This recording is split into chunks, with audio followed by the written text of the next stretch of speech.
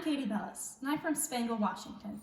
Today, we'll be making Neapolitan ragu featuring home-raised Hereford beef pinwheels. For this meal, we'll be using both Hereford chuck roast and flank steak. The chuck roast will be cooked into the sauce, and the flank steak will be used for the pinwheels. Now, let's look at our ingredients. For this, we'll be using our chuck roast, flank steak, any large round pasta to catch all the sauce, beef broth, red wine, tomato paste, crushed tomatoes, salt, pepper, Parmesan, olive oil, prosciutto, carrots, celery, basil, parsley, garlic, and onion. For our equipment that we'll need a pair of tongs, a pan to cook the steak pinwheels in, a wooden spoon, a pot to cook the sauce in, a pasta spoon, and a pot to cook the pasta in. Additionally, we will need a meat tenderizer, vegetable peeler, and toothpicks. Moving on to prep, before we start, make sure you have clean hands and your hair is back in either a braid or a bun, not a ponytail. As we start, we'll start off with the carrots. Make sure that they are all peeled and ready to go. Once your carrots are peeled, we will go ahead and dice off the very top and the bottom of the carrot. Just make sure that we don't get any gross bits that we don't want in our pasta. To cut the carrots, I like to cut them right down the middle, getting them a nice even cut, and then go again and cut them into quarters, or if they're large enough, even eighths.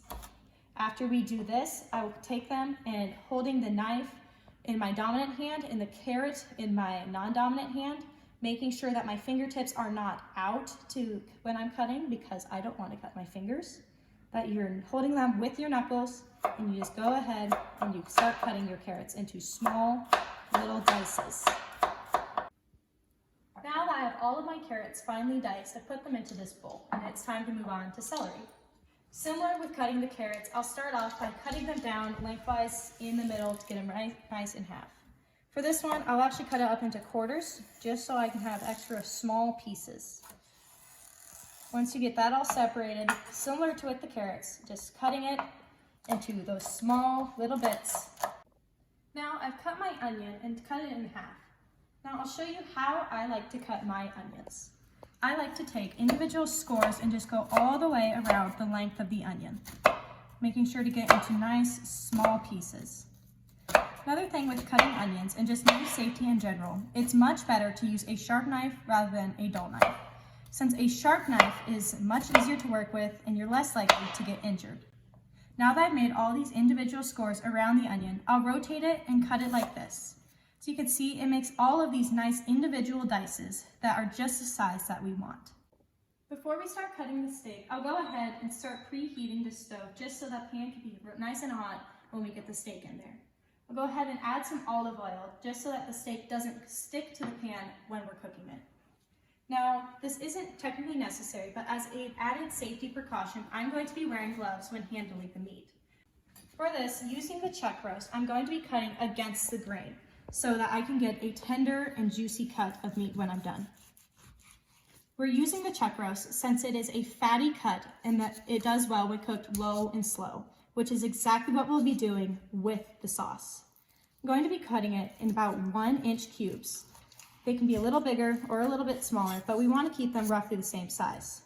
Notably, I'm going to be taking off any extra silver skin, which is the fibery material that you see here, since it's not going to melt down when we're cooking the steak. Chuck roast comes from the shoulder of the cow, and this is from one of our homegrown registered Herefords. As you may notice, I am using a different cutting board and knife than from the vegetables. This is as an added food safety precaution since you generally do not want to mix raw meat and vegetables. Now that our pan is nice and hot and our chuck roast is all cut up, we're going to put it in there so that it can get a nice sear and brown on it. We'll be adding just a little bit of salt and pepper into there just to give it a bit of pre-seasoning. Now that we've let the steak sear and brown just for about 5 minutes, I'm going to go ahead and turn the heat down to a medium-low and add in our vegetables to sit and cook in that olive oil and beef fat. Now that I've had the veggies cooking for about 20 minutes while covered and stirring them occasionally, I'm going to turn the heat up to medium and add in the tomato paste.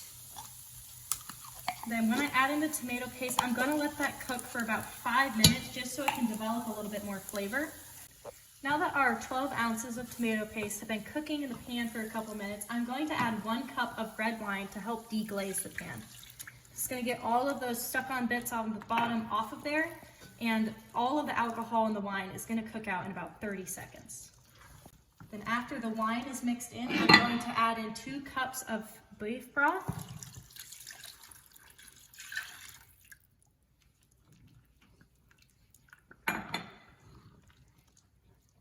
And then once that is stirred in, I will be adding 28 ounces of crushed tomatoes.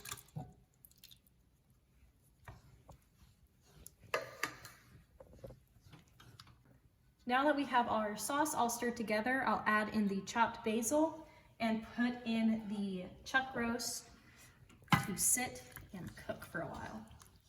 Now that this is bubbling, we're going to turn it down to a medium-low heat and then put the lid on for it to cook for about 3 hours, stirring occasionally.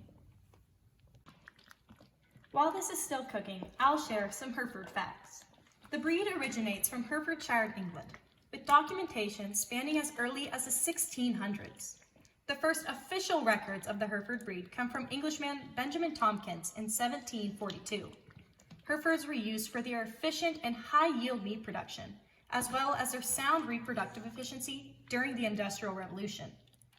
In 1817, Herefords were brought to America, and in 1881, the American Hereford Breeder Association, later renamed the American Hereford Association, was formed.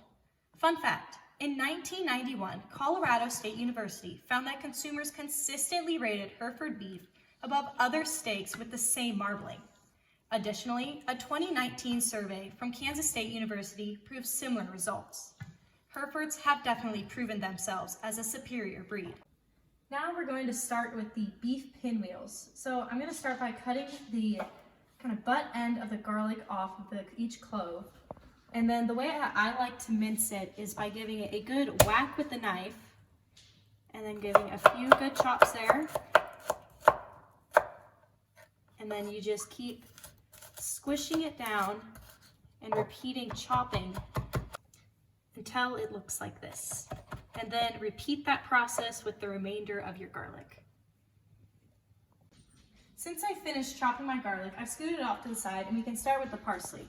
I'm going to chop this into fine minced pieces, and then once it's all chopped, we'll combine it with the garlic. The parsley's finely chopped, so now we can add the Parmesan and then combine all 3 of these ingredients together. Before we start our flank steak, I'm going to add the remainder of our olive oil, about 2 tablespoons, into this pan that we're going to be preheating at medium heat. Now I'll start with my flank steak. I'm going to be cutting it against the grain in about 1/4 inch thick strips. And this is our home raised Hereford beef flank steak. This comes from the lower abdomen of the calf. At this point, I'll use the meat tenderizer to not only tenderize the steaks, but flatten them and give them a little bit more width. And we chose flank steak for this because it, as you can see, is a leaner cut compared to the chuck roast. So it'll hold up when we're cooking it, and it just makes her a really good vessel for that filling that we have. So we've tenderized and salt and peppered this side, so now we're gonna flip them over, and then we'll repeat that process with the other side. Now we're at the point where we'll put prosciutto on each of these pieces of steak. So we have 18 slices, so we will need 18 pieces of prosciutto. To make the actual pinwheel, I'm sprinkling some of the cheese, garlic, and parsley mixture onto the steak with the prosciutto laid on top. You just give it a little press down to make sure it's not going to go anywhere. I just take one end and start to tightly roll it all the way up. And then you hold it, grab a toothpick, and just secure it through the end. You press it all the way through, and there's pinwheel. Now traditionally, the garlic and Parmesan mixture was actually stuffed into the chuck roast, and it also had pine nuts and raisins in it. And it was tied up with butcher's twine. I am putting it into the form of the pinwheel using the flank steak because I want to keep the toothpicks or twine out of the sauce itself and make this more of like a side dish that goes on top of the pasta. The dish did originate in 14th century Naples, even though the name is French. So this is kind of a spin on the traditional medieval dish. Our pan is pretty hot, so we're going to put our pinwheels in there and give them a nice sear. So I've got my pasta water boiling, the sauce is cooking, and the pinwheels are cooking. And while I am using home-raised Hereford beef for this recipe, I'd like to talk about the Certified Hereford Beef Branded Beef Program. The Certified Hereford Beef Program gives consumers a superior product at a competitive price. In 1995, the American Hereford Association created the Certified Hereford Beef Program, which to this day upholds the traditional values of providing 2/3 upper USDA choice and USDA prime beef. Nothing but the highest quality beef enters the program to ensure the best product for the public. At this point, I'm going to be turning the pinwheel since they're starting to get a nice sear on the bottom. Now that they have some color to both sides, go ahead and reduce the heat down just a little bit, and then I'll let them sit covered and cook for about another 10 minutes until they're cooked all the way through. At this point, we're almost done, so we're going to put our pasta in. Just cook it to the packaging's instructions. And then I'm going to go ahead and take these out. They're all done.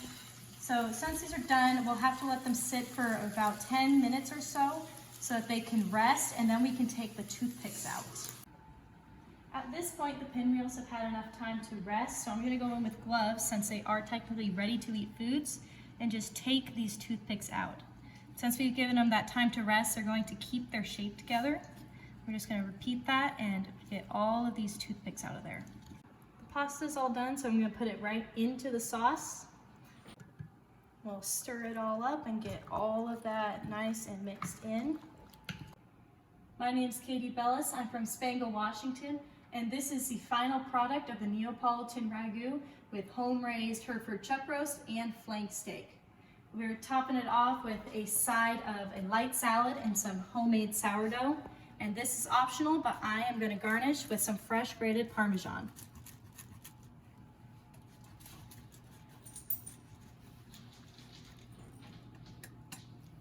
Enjoy.